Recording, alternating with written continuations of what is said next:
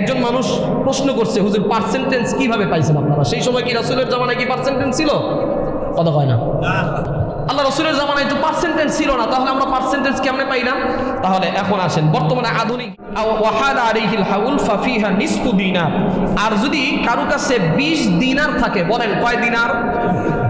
20 দিনার। একটা হলো দিরহাম আর একটা হলো দিনার। 20 দিনার যদি থাকে, ওয়াহাদা আলাইহিল হাউল ফাফিহা নিসফু দিনারি, 20 দিনার যদি থাকে তাহলে তাকে অর্ধ দিনার যাকাত দিতে হবে। কয় দিনার?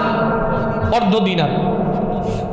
ফামা যাদা বিহিসাবিন যালিকা, এর উপরে যা থাকবে এই অবস্থায় হিসাব করে করে যাকাত দিতে হবে। একজন ব্যক্তি বলছে, হুজুর আপনারা পার্সেন্টেজ পাইলেন কোথায়? শতকরা 2.5 টাকা করে কিভাবে দেওয়া লাগবে, এটা কোথায় পাইছেন? এই হাদিস পড়েন, এই হাদিসের ভিতরে আপনাদেরকে একটু বুঝায় দেই। একজন মানুষ প্রশ্ন করছে, হুজুর পার্সেন্টেজ কিভাবে পাইছেন আপনারা? সেই সময় কি রাসূলের জামানায় কি পার্সেন্টেজ ছিল?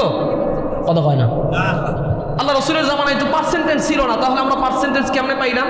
তাহলে এখন আসেন, বর্তমানে আধুনিক হিসাব দেই। এই যে হিসাব বিজ্ঞান যে পড়ানো হয়, এটা তো আমরা এখন পড়তেছি, আর আমার নবী 1450 বছর আগে পড়ায় দিয়ে গেছেন।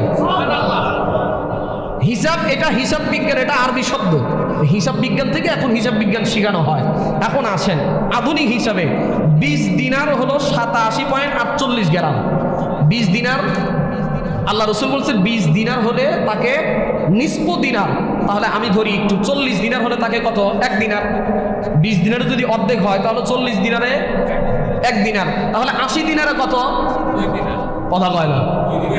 হিসাবটা আপনারা একটু বের করবেন। সবাই খালি ফোন দিবেন, হুজুর আমার এত টাকা আছে, যাকাত দিব, কিভাবে দিব? খালি তো ফোন দিবেন, একটু হিসাব নিজে নিজে বের করবেন।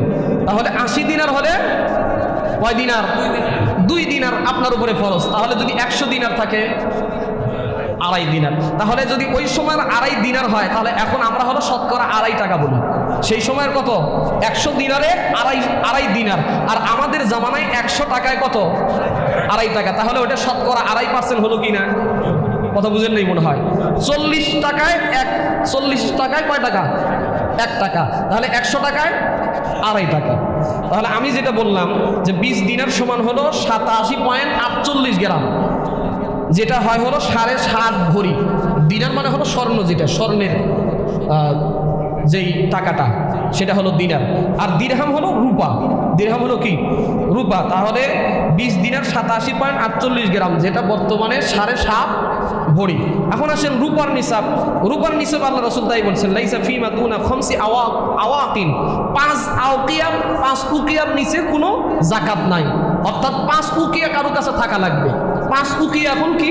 আসেন, 1 উকিয়ার আধুনিক হিসাব হলো 1 উকিয়া সমান হলো 40 দিরহাম। 1 উকিয়া সমান কত? হিসাব বুঝতেছেন তো? এখানে এই ব্ল্যাকবোর্ড থাকলে আরো বেশি ভালো করে বুঝায় দেওয়া যায়, তো এটা খুব জরুরি একটা মাসালা। তাহলে 1 উকিয়া সমান 40 দিরহাম।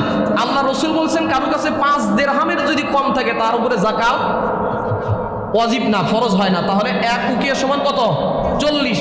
আল্লাহ রসুল বলছেন 5 উকিয়ার কথা, তাহলে 5 40 কত? 200 উকিয়া। তার মানে 200 উকিয়া যদি আপনার কাছে থাকে, 200 দিরহাম থাকলে আপনার উপরে যাকাত ফরজ।